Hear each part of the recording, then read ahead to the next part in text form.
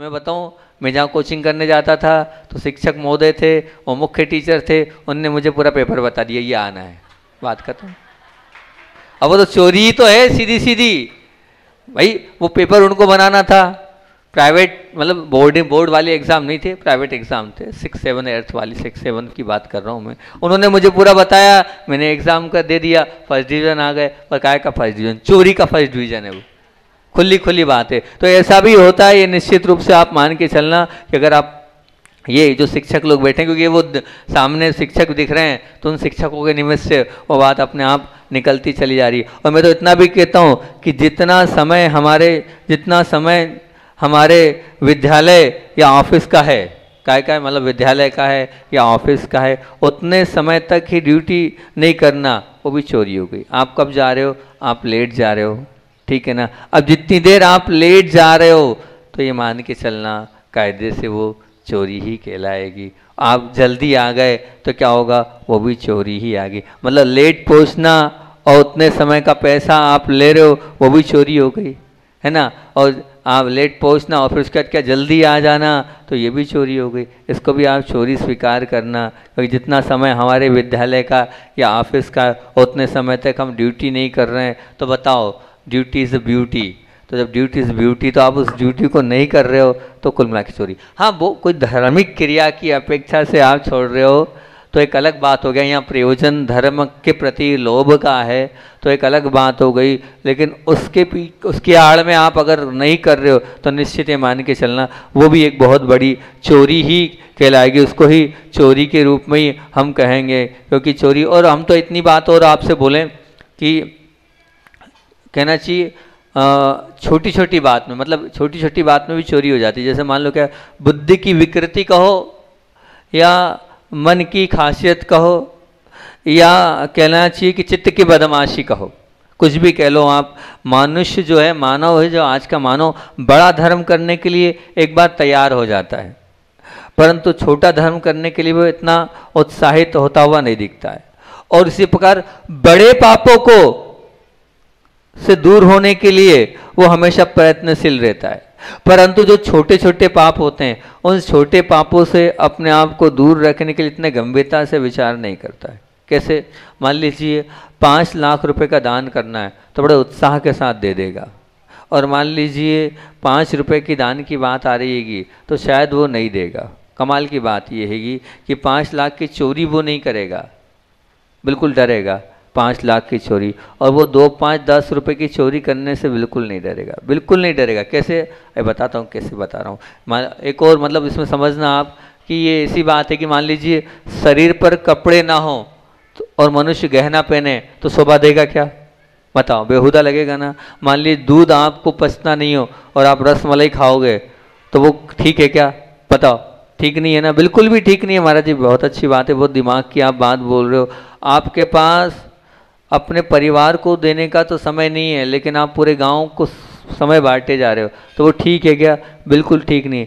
इसी प्रकार से बहुत बड़े पाप तो नहीं कर रहे हो आप, लेकिन छोटे छोटे पाप आप करते चले जा रहे हो। बहुत अच्छा। एक व्यक्ति की बात मैं आपको बता रहा हूँ, पढ़ी थी मैंने, वही आपको बता रहा हूँ कि उन्होंने अपनी बात बोली। बोले मैं अपने गाँव में था, नगर में था, और नगर में जो है एक बम्बई से हमारे रिश्तेदार आए तो बहुत अच्छे से रुके थे। और वो समय था जब मेरा प्रबोध भी बहुत था, बुद्धि तीक्ष्ण है, बोलने की कला है, और पैसा भी है, शोहरत भी है, नाम भी है, प्रभाव भी है, पुण्य के प्रभाव से सब कुछ है। जहाँ जाऊँ जैसा चाहूँ वैसा कराने की ताकत मेरे अंदर थी। और बस उसी बीच में वो हमारे जो रिश्तेदार है वो आए, और वो बम्बई से आए थे, और उनको मैं छोड़ने गया। तब छोड़ने गया स्टेशन पर, तो क्या हुआ, स्टेशन पर जब छोड़ने गया और छोड़ने के बाद जो है मैं सीधे अंदर चला गया। अब अंदर चला गया तो ट्रेन में छोड़ने गया तो उन सज्जन ने हमसे पूछा क्यों प्लेटफॉर्म टिकट नहीं लेना है क्या? नहीं, ज़रूरत नहीं है। बोले क्यों? बस ऐसे ही प्लेटफॉर्म टिकट लेकर स्टेशन में नहीं जाया जाता, ऐसा कायदा नहीं। बोले कायदा तो है, ऐसा नहीं कि नहीं है कायदा, जाना चाहिए प्लेटफॉर्म की टिकट लेकर।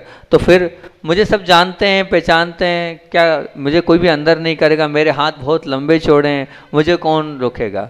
तो उन्होंने कहा आप तो पढ़े लिखे हैं ना? बोले हाँ। और पैसे वाले भी है? बोले हाँ। तो देश के कायदे कानून आपको पता नहीं है क्या? यदि आप बुद्धिमान हैं, समझदार हैं, आपके पास संपत्ति है, आपके पास बल है, तो आप 5 रुपए की छोटी सी चोरी क्यों कर रहे हो? और बताओ इतनी सी चोरी करके आप कोई भी, बहुत मैंने कम लोग देखे हैं जो प्लेटफॉर्म पर, जहाँ मैं रहता था, जैसे खंडवा में ही रहता था, तो खंडवा में ही मैं रहा हूँ, खंडवा में मैंने देखा किसी ने भी प्लेटफॉर्म टिकट नहीं ली, जबकि प्लेटफॉर्म टिकट लेना चाहिए। अब ये 2 रुपये या 3 रुपये या 5 रुपये की चोरी है, इस चोरी को आप बहुत बड़ी चोरी मानना, छोटी मोटी चोरी नहीं, लेकिन ये चोरी ही है। चाहे वो चोरी किसी की भी ले लो, चाहे वो आयकर की चोरी हो, स्टाम्प की चोरी हो, या और वस्तुओं की चोरी हो, या ट्रेन या बस की किसी भी चीज़ की चोरी हो, चाहे आप सब्जी वाले के यहाँ चोरी हो, ये चोरी चोरी क्यों नहीं लग रही? इसका कारण क्या बताऊँ? इसका एक ही कारण है, ये चोरी इसलिए लग रही है, इसका मुख्य कारण ये है कि हमने उसको चालाकी माना है, चोरी नहीं माना है। उसको क्या माना है? चालाकी माना है। और जब तक ये चालाकी आप मानोगे, तब तक आपके मन में जो चालाकी बैठी, हमने जो चालाकी से कर दिया है, तब तक ये मान के चलना वो जीवन से चोरी नहीं जाएगी। लेकिन ध्यान रखना, वो चालाकी नहीं है, वो तो चोरी ही है। आप उसको चोरी ही स्वीकार करना, आप चोरी ही करते चले जा रहे हैं। अब वो चोरी इस प्रकार से है। आप एक बात बताना, मान लीजिए आप, चोरी में सबसे बड़ा डर क्या होता है मालूम है? आप जब बिना टिकट यात्रा करते हैं, तो बिना टिकट जब आप यात्रा करते हैं तो होता क्या है पता? होता क्या है?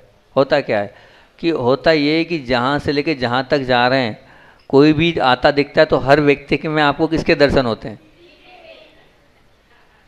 मतलब आपकी जो भय संज्ञा इतनी ज़्यादा बढ़ जाती है कि हर व्यक्ति के अंदर आपको टीटी के दर्शन होते हैं। ये निश्चित आप मान के चलना, हर एक व्यक्ति। तो ऐसी चोरी करना ही क्यों जो भयभीत करे? तो संपत्ति के क्षेत्र में संतोष शायद निश्चिंतता का अनुभव करवाता है, लेकिन विपुल संपत्ति तो निश्चिंतता का अनुभव कराने के साथ साथ निर्भयता, मतलब वो जो विपुल संपत्ति है तो सही, लेकिन वो क्या करेगी? वो निर्भयता को नहीं देगी, वो आपको भय को ही देगी। और वो भय को देगी, वो निर्भयता इसलिए भी नहीं आएगी। अगर आप विपुल संपत्ति के चक्कर में हैं तो आपको चोरी का मार्ग अपनाना पड़ेगा, तभी आपके पास बहुत ज़्यादा संपदा होगी। जिस प्रकार से वो बिना टिकट के यात्रा वाला वो व्यक्ति जो हमेशा परेशान रहता है, उसी प्रकार से एक बात ध्यान रखना कि जो इनकम टैक्स या सेल टैक्स की जो चोरी करते हैं, वो इनकम टैक्स या सेल टैक्स की जो छोटी मोटी चोरी होती हैगी, उस चोरी में भी होता ये।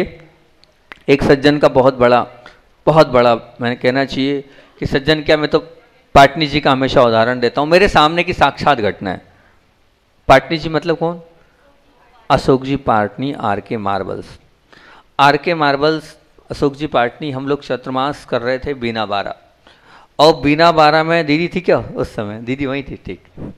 तो बीना बारा चतुर्मास चल रहा था, शायद दूसरा तीसरा चतुर्मास होगा दीक्षा के बाद हमारा।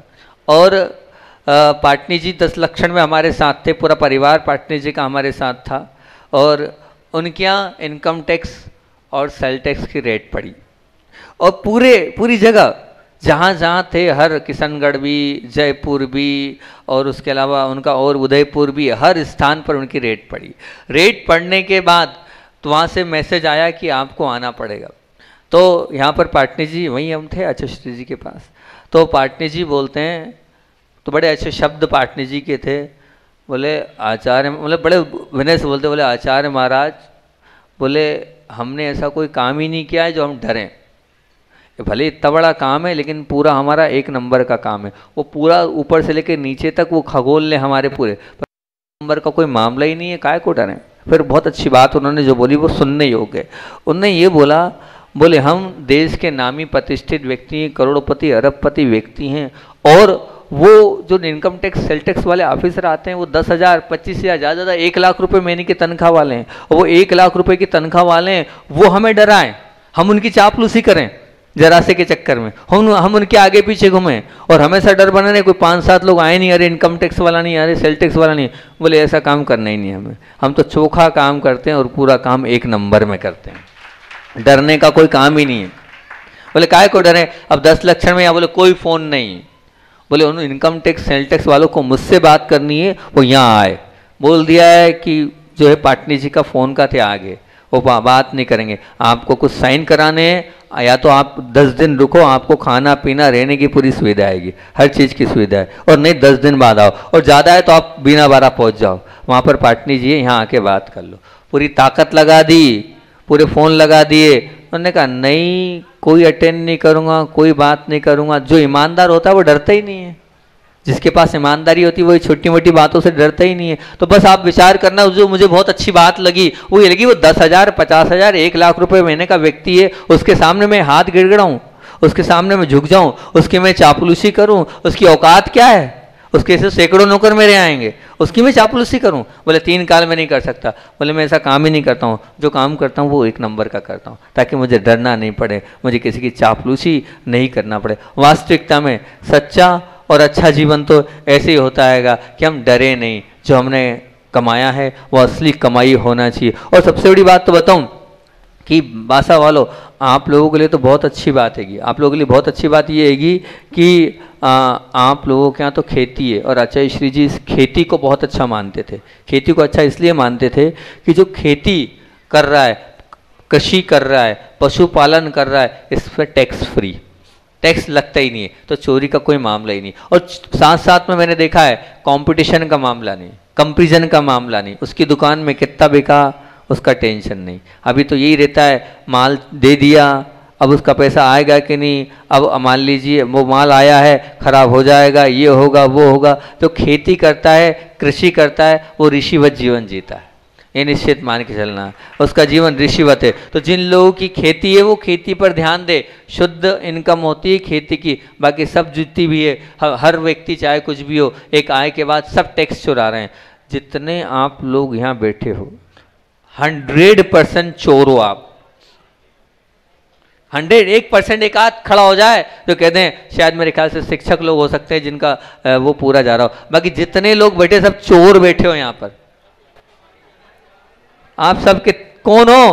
पूरे चोर हो, जितने यहाँ बैठे हो सब के सब चोरी कर रहे हो आप, क्योंकि जो इनकम टैक्स और सेल टैक्स और जीएसटी की चोरी कर रहा है और उससे बच रहा है, समझ लेना वो चोर ही है। आप दूसरों को देखकर ये सोच रहे हो कि ये चोर है, लेकिन आप खुद तो देखो कि आप चोर नहीं हो। बोलो चोर हो कि नहीं? बोलो हाँ हम हैं चोर। बोलो मुख से, होना चोर। अब दूसरों की चोरी को देखकर उंगली क्यों उठाते हो कि उसने ये चुरा लिया वो चुरा लिया? हम चुरा रहे हैं वो चोरी नहीं है, और दूसरा चुरा रहा है वो चोरी है। ये कौन सी बात हुई? नहीं देखो, जो है तो स्वीकार करो, आप सब लोग चोरी कर रहे हो और आप सब चोरी का ही कर रहे हो, तो हमें चोरी से बचना चाहिए। Income tax, sale tax, GST जो सरकार के नियम है हमें फॉलो करना चाहिए और उनको पे करना चाहिए। 99% लोग चोरी कर रहे हैं और इस चोरी के साथ अपने जीवन को नीचे उतारते चले जा रहे हैं। ये निश्चित रूप से आप मान के चलना भैया। अब और अगर मैं आगे आपसे बात करूं, टिकट की भी बात कर दी मैंने, इनकम टैक्स, सेल टैक्स की बात मैंने आपसे कर दी, जीएसटी की बात भी आप लोगों से कर दी मैंने। तो अब आगे यही बात बोल रहा हूं मैं, आप कितनी बजे प्रारंभ किया उससे पूछो। और एक और अच्छी बात याद आ गई, तो अरे भैया हाँ, साधु जीवन की बात भी आपसे मैं बोल देता हूँ। एक बार तो और बोली थी, लेकिन आज भी उस पर चिंतन चल रहा था मेरा कि साधु को अगर अपने आवश्यकों को, साधु नहीं, साधु के साथ श्रावक भी, अगर अपने आवश्यकों को समय से नहीं करता है तो ये मान के चलना, ये जितना समय नहीं लगाकर कम समय लगाता है, तो ये मानना ये भी चोरी है।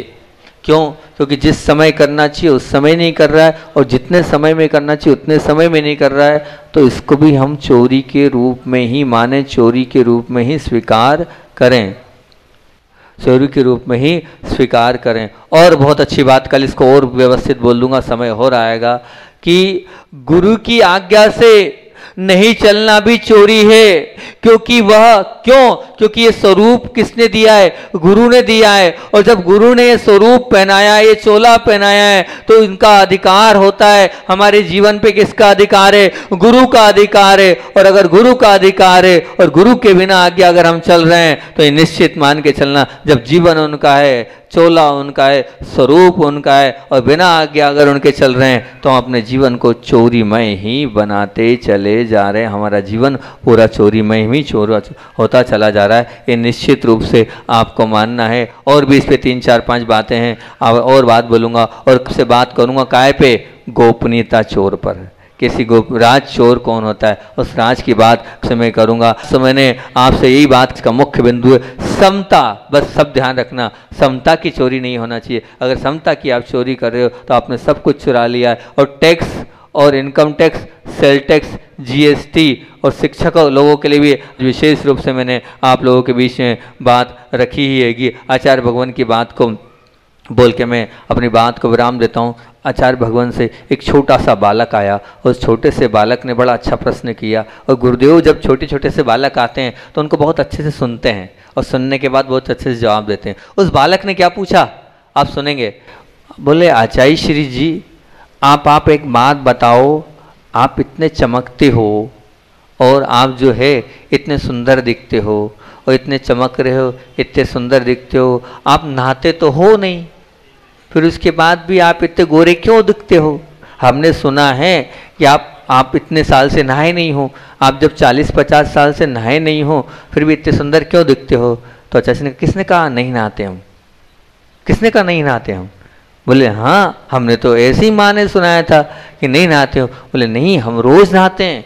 आप कितनी बार नहाते हो? एक बार। बोले हम तो 2 बार नहाते हैं। 2 बार? बोले हाँ हम 2 बार नहाते हैं। बोले कहा?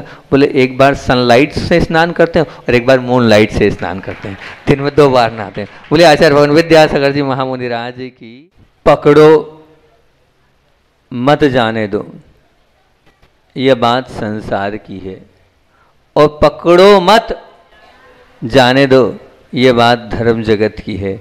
और पिछली बार हमने आपसे पिछले हमने ये प्रारंभ किया था कि वास्तविकता में अगर हमें धर्म जगत में आगे बढ़ना है तो वो धर्म जगत में आगे बढ़ने के लिए उस कल्याणकारी मार्ग पर अगर हम बढ़ना चाहते हैं तो उसके लिए हमने 3 बातें आपके बीच में रखी थी। याद है कि भूल गए? कोई याद है? 10 दिन बीच के चले गए। उसके पहले मैंने आपसे प्रवचन आपके बीच में रखा था और कहा था अगर ध्यान हो तो बताओ। हमने शुरुआत करी थी कि त्वचा कितनी भी अच्छी हो, वस्त्र तो आकर्षक चाहिए, माल कितना भी अच्छा हो, पैकिंग आकर्षक चाहिए, बंगला कितना भी अच्छा हो, फर्नीचर आकर्षक चाहिए। उसी प्रकार अध्यात्म मार्ग का कितना भी कल्याणकारी मार्ग पर उस मार्ग में अगर आपको बढ़ना है तो बाह्य सौंदर्य कुछ नहीं, आंतरिक सौंदर्य चाहिए। बाहर सौंदर्य में क्या चाहिए? तो सब बाहर सौंदर्य में आप हमने क्या कहा था? सद आचरण चाहिए। बिना सद, क्योंकि बंगला है, फर्नीचर के बिना बंगले का कोई मूल्य नहीं है। कोई मूल्य है नहीं है। ये जो भवन था बहुत अच्छा बना दिया था आपने। जब आपको यहाँ आना था तो प्लास्टर नहीं था, तो क्या किया आपने? उसका प्लास्टर नहीं था तो आपने सब ये फोटोज़ लगाए, नहीं शायद आप में बैठते नहीं। तो मतलब बाहरी चीज का भी उतना ही महत्व है, ठीक है ना? तो अब बाहरी चीज में क्या हो गया? सद आचरण। हमने बात करी थी पिछली बार सद आचरण, और सद आचरणों को अगर आप लोगों को ध्यान हो तो 3 बातों से हमने सद आचरण का स्वरूप खोला था। और सबसे पहली बात करी थी हमने कौन सी? समाधान वृत्ति।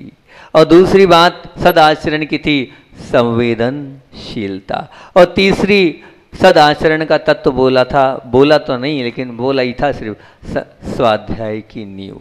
तो पहली बात तो हम लोगों ने आपके सामने करी दी थी समाधान वृत्ति, संवेदनशीलता और स्वाध्याय। और समाधान वृत्ति में आपसे हमने क्या कहा था? ये कहा था कि प्रतिकूल परिस्थिति, थोड़ा रिवाइज कर देता हूँ ताकि आपको याद आ जाए।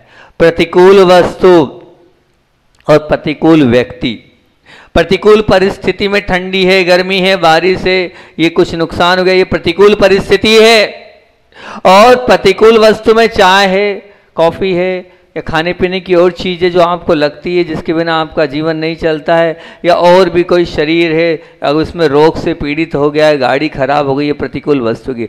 प्रतिकूल व्यक्ति में कहा था पत्नी है, बच्चे हैं, ये प्रतिकूल आ गए। तो इन बात से अपन ने बात को प्रारंभ करी थी और हमने कहा था साधना का तो निश्चित समय स्थान है, पर समाधान वृत्ति हर क्षण हर पल पे आपको अपने जीवन में लाना होगा।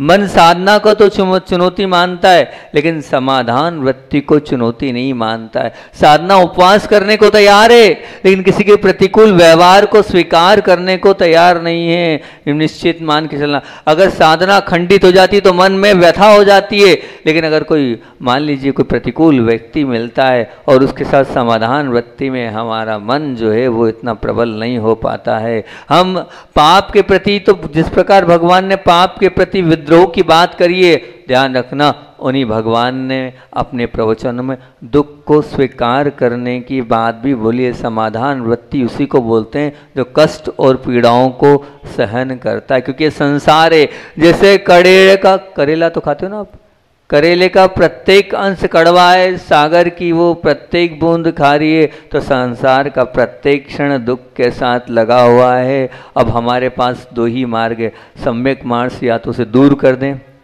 और नहीं तो फिर समझौता कर लें। हमारे पास तरीके हैं तो हम तरीकों से दूर कर लें, जब वो तरीके फेल हो जाते हैं तो क्या कर लें, हम स्वीकार कर लें कि हाँ भैया कोई दिक्कत नहीं, अब जो है सो है। हम ध्यान रखना, क्रीम कोटेशन था पिछले संडे का कि हम सुख ठुकरा सकते हैं पर दुख तो हमें स्वीकार करना ही पड़ेगा।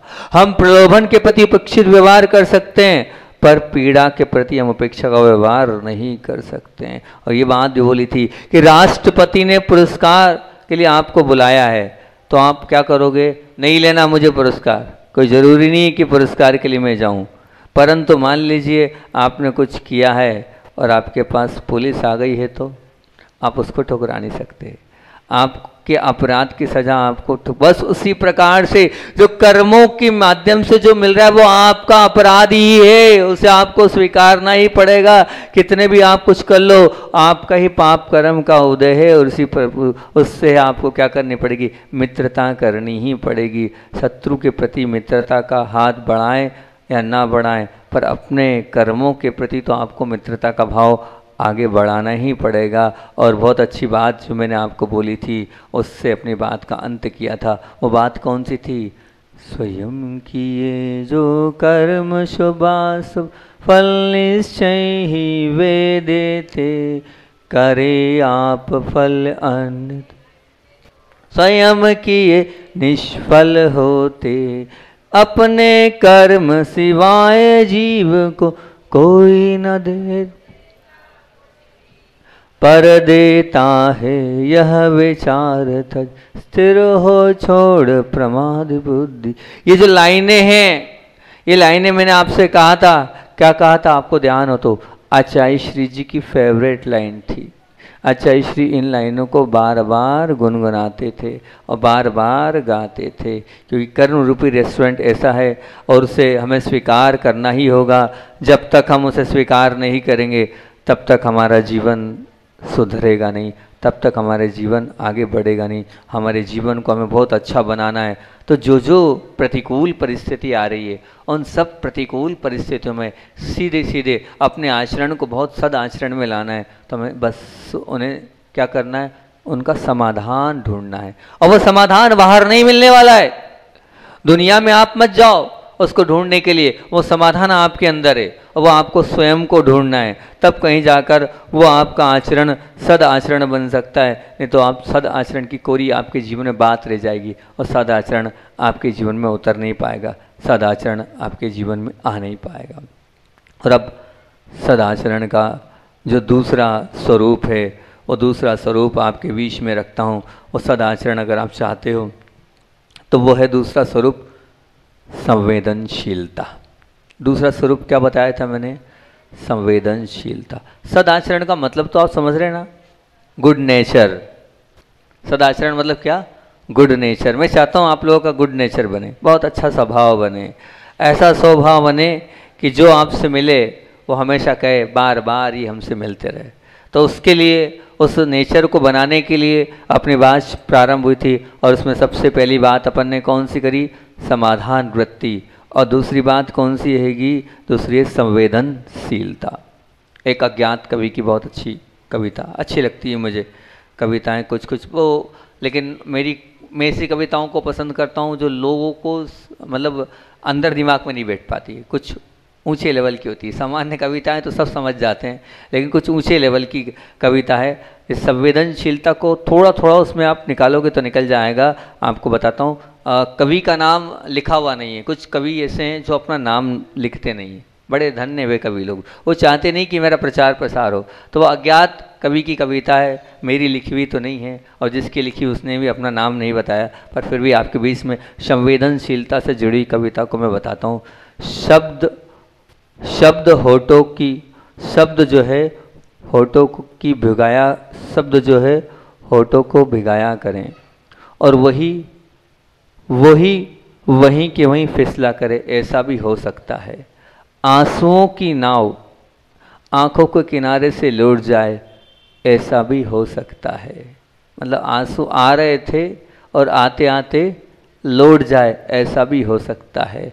संवेदनशील व्यक्ति पहचाने नहीं जाते हैं, पहचानने पड़ते हैं। और हो सीने पर पत्थर फिर भी फूल बिखेरते रहते हैं, ऐसे होते हैं संवेदनशील व्यक्तित्व। हो सीने पर पत्थर फिर भी फूल बिखेरते रहते हैं, ऐसे होते हैं कौन?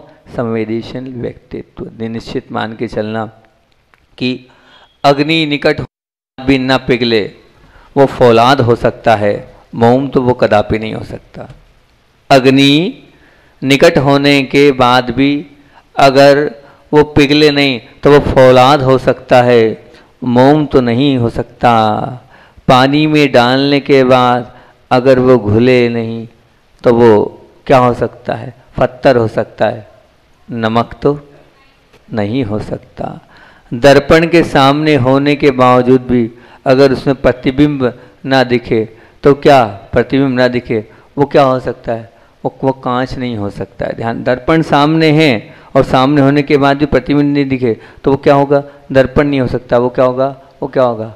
ऐसा कांच होगा जो कांच यहाँ से लेके वहाँ तक की है तो कांच, लेकिन कैसा कांच है? जो आपकी गाड़ियों में वो कांच होता है। बस उसी प्रकार अगर आपके सामने में कोई ऐसा व्यक्ति दिख रहा है, व्यथित दिख रहा है, कष्ट से पीड़ित दिख रहा है, जिसे लग रहा है, जिसको देखकर भी अपने आप हृदय में कंपन हो जाना चाहिए, फिर भी अगर आपके हृदय में लेश मात्र भी कंपन ना हो और दुख दूर करने की इच्छा ना हो, दया भरा थोड़ा सा भी विचार नहीं आ रहा हो, आपका थोड़ा बहुत भी हृदय संवेदनशील नहीं हो, तो निश्चित मान के चलना अभी आपके जीवन में संवेदना नहीं है, संवेदना से रहित जीवन है।